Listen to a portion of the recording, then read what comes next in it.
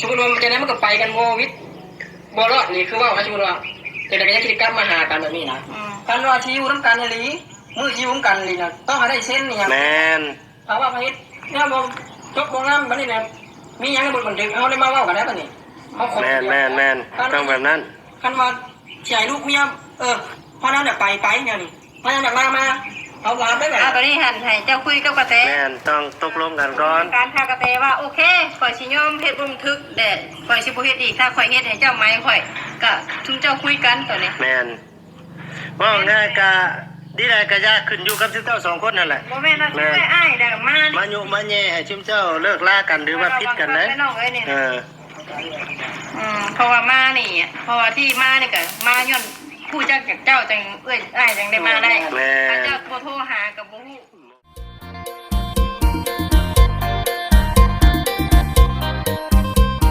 สบายดีน้องพ่อแม่พี่น้องเบิดสู่คนนั่นเพียงเนาะเบิดสมองสุบนว่าสิเป็นพี่น้องทางฝั่งลาวเนาะครับสวัสดีพี่น้องทางฝั่งไทยกันหนึ่ง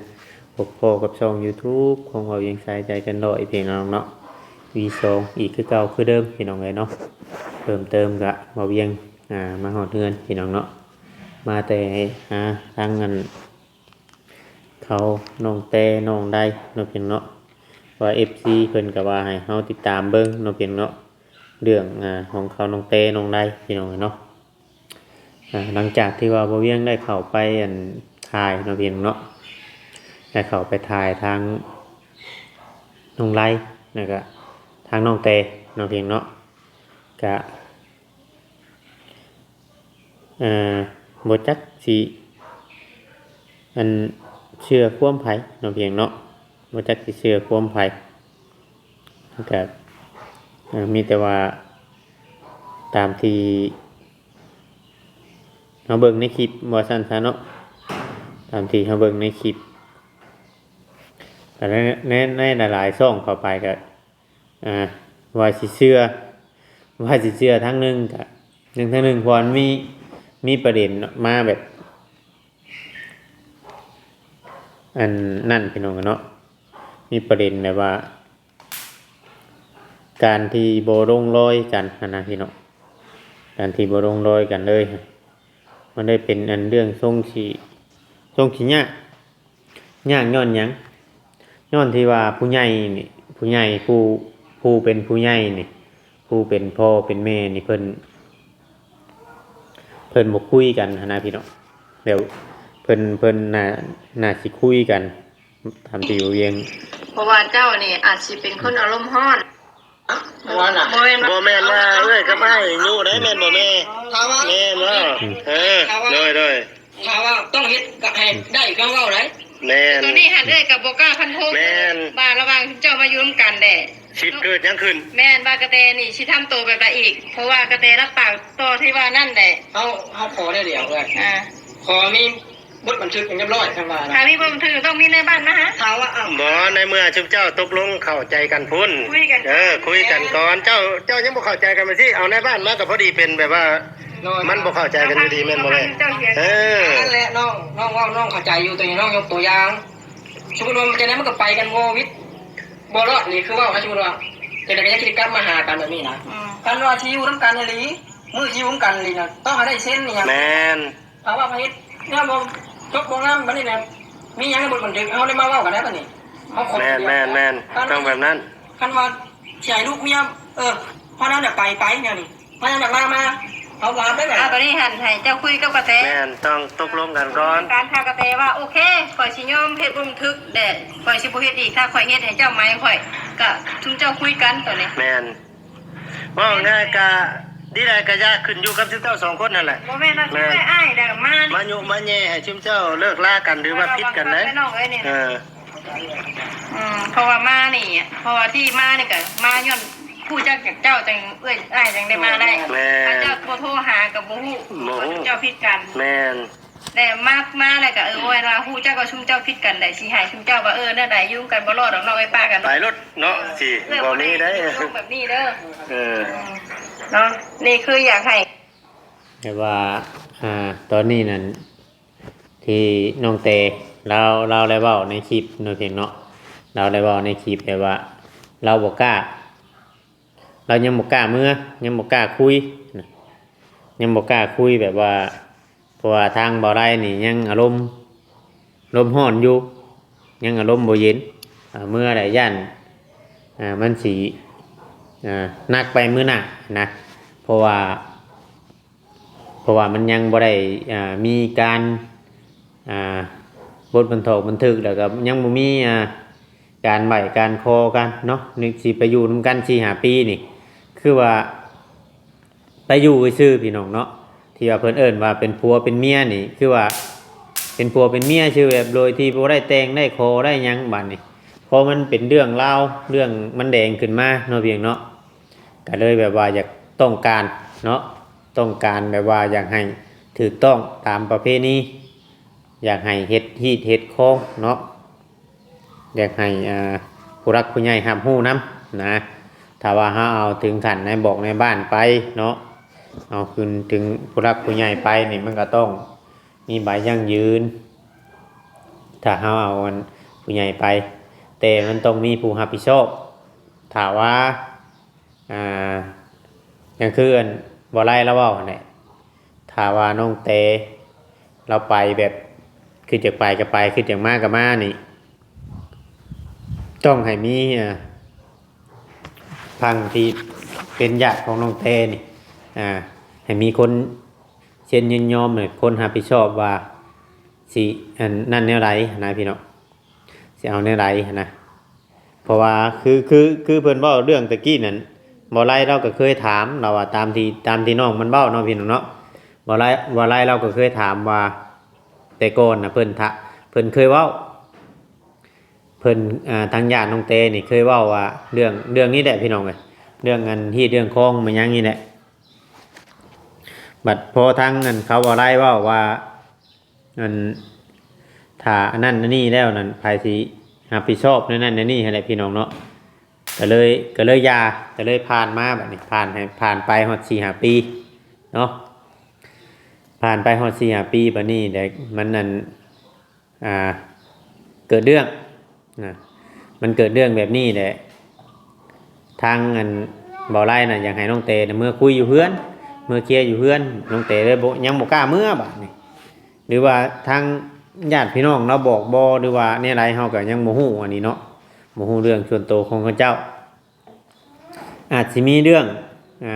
เป็นบางเรื่องหรือว่าเขาเจ้ายังปิดบังอยู่หรือว่าเขาเจ้ายังบ่กล้าบอกเฮานะพี่น้องเนาะยังบ่กล้าบอกเฮาหรือว่าในนั้นในนี้ตามที่เฮาเบิ่งในคลิปเนาะตามที่ว่าเวียงเว้านี่หลักๆแล้วนี่ทั้งสองฝั่งเนาะเฉพาะฝั่งของน้องไล่หรือว่าฝั่งของน้องเตนี่เขาก็ต้องเบิ่งคลิปอยู่แล้วเพราะว่าเขามีโทรศัพท์อยากจะเบิ่งการเว้าของแต่ละฝ่ายนี่มันสิแบบโต้กันนะพี่น้องมันโต้เข้ากันเนี่ยมันยากที่ว่าจะตอนนี้นะยากที่ว่าตอนที่ว่าสิมานั่งคุยกันแบบให้จะแจ้งกันแบบง่ายนะพี่น้องเลยแต่ว่าทางเพิ่นนัดนะว่าเป็นมื้อวันศุกร์ทางอันนี้ทางฝั่งของน้องเต้เนาะว่าเป็นมื้อวันศุกร์แต่ทางฝั่งของน้องไล่นี่อยากให้คุยมื้ออื่นเนาะอยากให้ลมมื้ออื่นอยากให้เรื่องมันจบไว้แบบฮ้อนนะพี่น้องอารมณ์ฮ้อนครับนั่นน่ะมันก็เลยเฮ็ดให้มันยืดยาวเนาะเพียงเนาะแบบเรื่องของเรื่องก็มีคือว่าเนาะมีคือว่าของน้องของน้องเต้เพียงเนาะมาแล้วลูกมาแล้ว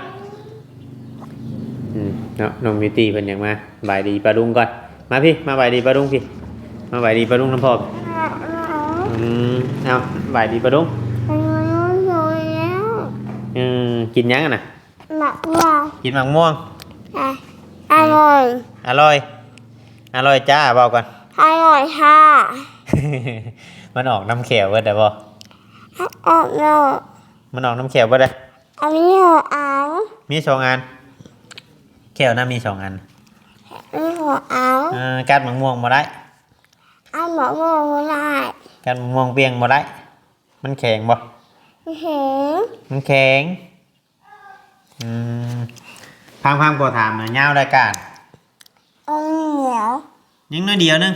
เอ้าอะไรสิได้ลำหน้าซะ เอาไว้เห็ดมิวแล้ว ยังบ่จักน้ำบิวแล้วบิวสิได้ลำอยู่บ่นี่ น้าเอ็นเลย หน้าก้อยเด้ น้าเอ็นมินฮะ หน้าก้อยยาวบ่ น้าหนาว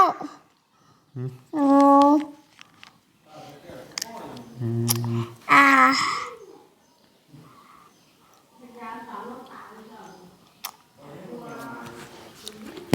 ไปน้องพี่น้องเนาะมีเรื่องของเรื่องก็คือว่ามีเพิ่มเข้ามาก็คือว่าเรื่องของน้องตุ๊กน้องพี่น้องเนาะเหตุผลคือน้องเต๋ได้เว้าหั่นแหละว่าน้องตุ๊กนี่เอาผัวน่ะคือว่าตามที่น้องเต๋เว้าเนาะบ่เวียงก็บ่อยากเชื่อเนี่ยพี่น้องว่าเพราะว่าน้องก็ยังน้อยแฮงเนาะพี่น้องเนาะยังน้อยแฮงจนบ่อยากเชื่อว่า FC ก็สิเชื่อหรือบ่เชื่อแหละแต่เฮาถามน้องนะน้องว่าน้องบ่ได้เอานะพี่น้องพุ่นแหละเดี๋ยวถ้าบ่เวียงเข้าไปมื้ออื่นเนาะถ้าเข้าไปเห็นทางน้องชายของน้องไรน่ะสิลองถามเบิ่งมันแม่นความจริงหรือว่าบ่แม่นเนาะเพราะว่าเด็กจักสิเชื่อไผตัวนี้น่ะจักสิเชื่อไผมีแต่ว่าไปเป็นกลางถามทั้งสองกับสองฝ่ายซื่อแล้วก็ให้นะเพื่อให้ได้คำตอบจาก FC ให้ FC เบิ่งเอาพิมพ์เนาะยังลูกเฮ็ดยังอย่าเด่นนะอย่าบอนไม้นะร้องเพลงให้ FC ฟังอยู่ซะ ให้ละให้ละพอแล้วอาเห็ด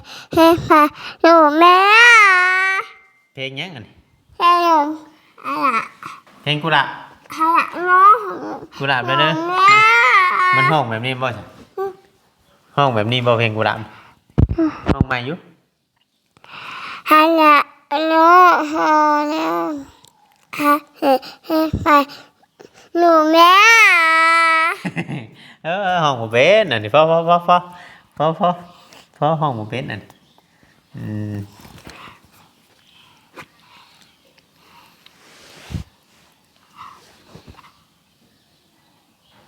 มายังอันน่ะเฮ็ดยังอันมาพอสิบ่น้ำประตูเป็นตู้นี่มั้ยบ่น้ำ FC นี่มาไปอยู่แม่ไปบัดนี้ไปบ๊ายบายก่อนบ๊ายบายปะลุงกัน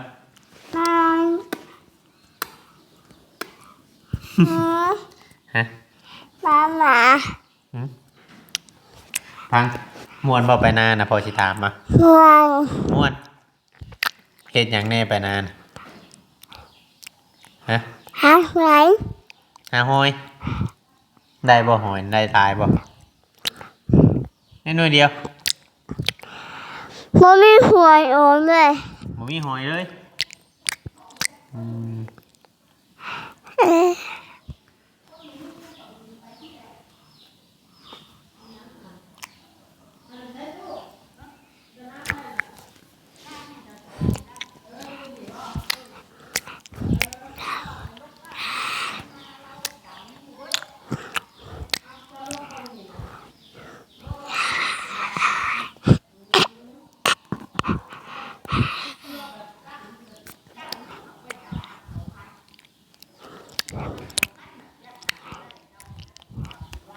มาพี่ไปนะเมย์เอิญฮะนั่งอยู่ซื้อฉันนั่งอยู่ซื้ออ่ะนั่งลงอยู่สิเนาะนั่งลงจิบดีเด้อจับไว้จับเนาะพี่เนาะเรื่องของเรื่องก็คือว่ามีแต่น้องตุ๊กเอาผัวฮะเนี่ยเรื่องของเรื่องที่ว่าเราเฮากับพวกเฮาก็แปลกใจไปว่าเราบ่ยอมมาน้ำเอื้อยเลยครับสาเหตุที่ว่าให้เราเว้าเรื่องของน้องเตทุกอย่างมาพอสิถือสาเหตุที่ว่าเล่าเว้าเรื่องน้องเตทุกอย่างนะพี่น้องแบบว่าอาจจะเข้าข้างทั้งเบาไล่หลายเนาะคือน้องเตเว้าเพราะว่าเป็นพี่อ้ายแล้วก็เป็นดุงของเราเพราะว่าเราเอาน้องชายของเบาไล่เนาะพี่เนาะแล้วก็มีแต่ว่าเฮาก็ยังบ่ได้ฮู้แบบชัดเจนคักแน่นะพี่น้องแต่ว่าแปลกใจแต่ว่าพอเนาะเป็นพ่อแต่ผู้เป็นอ้ายเอื้อยนะพี่น้องถามมันแม่นความจริงเนาะพี่น้องเนาะเป็นยังเพิ่นคือบ่ห้ามเนาะค คือบ่ห้ามแน่คืออันทางอันพ่อแม่ของน้องไล่หรือว่าทางพ่อแม่ของพ่อของน้องเต้แบบนี้นะพี่น้องเพราะว่าน้องตุ๊กนี่ยังน้อยเลยพี่น้องเอ้ยน้อยเลยดื้นลูกของบ่เวียงน้อยหนึงดื้นน้องวิน้อยหนึงพี่น้องเนาะตามที่เราไปเห็นยังน้อยอยู่ตอนที่เป็นว่า15 ปีแบบแต่ว่าที่อาจจะบ่นั่นปานใดนะพี่น้อง15 ปีกันแต่ตอนเขาไปถ่ายตอนนั้นเว้าจักปีบ่เวียงก็ลืมนะน้องตุ๊กน้องติ๊กนะเคยไปถ่ายอยู่แต่ก่อนเนาะก่อนก็ถ่ายเรื่อยอยู่พอดีมีช่วงหนึ่งที่ว่าช่องเขามีปัญหาแต่เขาลบคลิปออกเบิดนะFC อาจจะบ่ได้เห็นในช่องบ่เวียงเนาะพี่น้องไม่ยังลูกมึงเนี่ยเพื่อนนะเจ้าน้องอาบน้ำเด้อนี่เด้อนี่ก็อาชีพอันทุกอย่างเนาะพี่น้องเนาะทุกอย่างหรือว่าทุกอันกับบางสิ่งบางอย่างเขาอาจจะบ่ฮู้เบิดอาจจะบ่ฮู้เบิดนะน้องๆอาจจะบ่ได้บอกเขาเพราะว่าเขาก็บ่ได้ถึงขั้นว่าจะนิดสนมกับเพิ่นนะพี่น้องมีว่าแต่ว่าติดตามมันติดตามเบิ่งเนาะพี่น้องว่าสิผิดสิถูกหรือว่าเพิ่นสิยอมคุยกันแบบไรปกติครับคือเฮานี่ก็ตอนคืนไปยังหรือว่าว่างๆกับแบบโทรคุยกันแบบตั้งใจแบบคอยเว้านะพี่น้องบ่ต้องใช้อารมณ์แต่คอยเว้าคอยจาหรือว่าคำว่าเฮายังสิกลับมาหากันอยู่นะพี่น้องเฮาก็บอกน้องเพิ่นอยู่เนาะพี่เนาะบอกว่าให้คอยเว้าคอยจากันหรือว่าหันหน้ามาหากันแบบนั้นนะพี่มันยังไงนี่เบิ่งพ่อสิถือมึงนี่โอ้เปียกบ่ได้นี่ไม้พ่อน่ะมันถึงทำได้ลูกเล่นนี่อย่าเฮ็ดไปนะแม่ไปแม่เช็ดให้ไปแป๊บนึงไว้เจ้าน้อยพ่อไปน้ำเด้อพ่อไปน้ำไปดูวันนี้เขาเข้าไปหาทั้งน้องทั้ง3บ่ง่ายใช่คำสิบ่ทั้ง2ก็ไปแต่ละเทื่อก็ต้นเรื่องนี่มาจากน้องตุ๊กทิ้งที่เฮาซุมเฮาเว้านี่ต้นเรื่องนี่มาจากน้องตุ๊กและน้องตุ๊กนี่ไปเอาฮูบตอนที่เอื้อยไปกินหมูกระทะน้องพี่น้องเนาะกับผู้ว่าวเพิ่นว่าเนาะมาให้พี่อ้ายเบิ่งเรื่องก็เลยบูมในบัดนี้พี่น้องเรื่องก็เลยบูมขึ้นมาแล้วก็เฮ็ดให้มีการผิดเถียงกันหรือว่าแยกฝ่ายเนาะพี่น้องเนาะก็เลยน้องเตก็เลยระบายอารมณ์ว่าบ่ไล่นี่เว้าให้พ่อเฒ่ามายังว่าพ่อเฒ่าเป็นมาเป็นยังจังซั่นจังซี่นะพี่น้องก็ตามที่ผ่านมาเนาะพี่น้องแบบว่าเราอาจจะเก็บอั้นไว้ในใจหรือว่าในไหลเพราะว่าตามที่เราเคยเข้าไปแต่ก่อนนั่นบ่ไล่เราสิบ่เป็นคนที่เว้าหุ่นแฮงนะพี่น้องเป็นคนเว้าเงียบๆแต่ว่านี่เราสิเมื่อยอดบ่คือว่าในไหลเนาะพี่น้องเราก็บ่ฮู้จักในเรื่องในชีวิตของเพิ่นพี่น้องเนาะแดนไปแดนมาอยู่ที่กันมาพี่น้องเนาะแต่ว่าเรื่องนี้มันต้องกระจ่างขึ้นกว่านี้อีกโมโลนพี่น้องเนาะ FC ทุกคนต้องนั่นอยู่แล้วมาพี่น้องเนาะเพราะว่าหลายๆช่องเพิ่นก็ติดตามอยู่ได้เดียวนี้นะพี่น้องบางคนก็สิเปกคือบ่เวียงจังได๋ว่าน้องอันนี้น้องตุ๊กน่ะเอาผัวนี่ไอ้คนก็สิเปกเลยจนอึ้งพุ่นน่ะพี่น้องเนาะแปลว่าถ้าเฮาสิปล่อยให้เรานอนอยู่หันสมมุติว่าน้องเตกับน้องได้เลิกกันนี่นะพี่น้องถ้าเฮาสิปล่อยให้เรานอนอยู่หันมันสิบ่แม่นมันสิบ่คือเพราะว่ามันบ่แม่นแบบอ้ายนะพี่น้องถ้าเป็นอ้ายนี่ก็สิเว้าอีกอย่างนึงถ้าเป็นอันนี้พี่อ้ายพี่เคยเว้าง่ายๆถ้าน้องพี่น้องเนาะบัดบอนที่นอนคือบ่เวียงในถ่ายเช้านี่แหละกระต๊อบน้อยๆไปนอนอยู่แบบซั่นนะมันบ่ปลอดภัยเลยนะพี่น้องนึงมาก็อยู่โอ้แถวนั้นก็เฮือนห่างเด้เฮือนเขาแม่น้องอ้อมน้องยังคนก็บ่ได้อยู่เฮือนห่างบ่มีเฮือนพุ่นแหละพี่น้องอยู่ในป่าหั่นน่ะในดอนน่ะก็ถือว่านั่นอยู่มีแต่ว่าติดตามเบิ่งว่ามันสิเป็นแนวใดหรือว่า เรื่องราวสิเป็นแบบไรหรือว่ามันสิจบลงแบบไรถ้าว่าเพิ่นปรับความเข้าใจกันแบบบ่มีคนเข้ามาทายเนี่ยเพิ่นเข้าไปคุยกันเองไม่ยังนี่คือสิง่ายแล้วพี่น้องบัดเราอยากได้หลักฐานบัดนี้เนาะพี่น้องเนาะคือทางบ่ไรนี่เราอยากได้หลักฐานมาเมียสิยอมเปลี่ยนยอมแปลงข้อเสนอของเราและต่างคนก็ต่างมีข้อเสนอให้กันนั่นแหละพี่น้องเนาะต่างคนต่างมีข้อเสนอให้กันว่าไผสิไปเว้าไปทำนองใดไผสิเว้าไปทำนองใดเนาะพี่น้องเนาะมีแต่ว่าเฮาไปก็มีแต่ว่าให้น้องๆกลับมาหักแพงหรือว่าเลี้ยงน้องเลี้ยงหยังให้ใหญ่ขึ้นคือเก่านั่นแหละพี่น้องเพราะว่านั่นบ่ได้อันนั้นให้เลี้ยงน้องให้ใหญ่ให้หยังเพราะว่าเราเลี้ยงมานั่นตั้งแต่น้อยๆบ่เลี้ยงก็ไปเฮ็ดอยู่ตั้งแต่เด็กน้อยนั้นยังบ่ค่อยนุ่งเสื้อผ้าพุ่นใดเขาน้องตุกน้องติ๊กกับพี่น้องเนาะจนนั้นใหญ่จนว่าเป็นสาวจนว่าจะเอาผัวหยังเนาะพี่น้องก็เลยเกิดเรื่องผิดเถียงกันหรือว่าอาจจะเป็นย้อนห้ามบ่ฟังบ่น้องแต่ก็เลยบอกเลยหยังก็เลยเฮ็ดให้มีการผิดเถียงกันเนาะเพียงเนาะจังใดก็นี่แหละพี่น้องก็ติดตามกันต่อไป FC อย่าเผาปะเรื่องนี้เนาะพี่เนาะจนกว่าน้องๆเพิ่นจะขึ้นดีกันพี่น้องเนาะจังใดก็ติดตามเฮาก็ติดตามอยู่ถ้าว่าผิดพลาดกันได้ก็ต้องกับขอโทษขออภัยละลายพี่น้องFC เบิดทุกคนเรื่องนี้ก็สิได้ขอจบลงไว้ก่อนเนาะพี่น้องเนาะผิดพลาดจังใดก็ต้องกับขอโทษขออภัยละลายพี่น้องเนาะขอกล่าวคำว่าสบายดีเบิดทุกคนเนาะ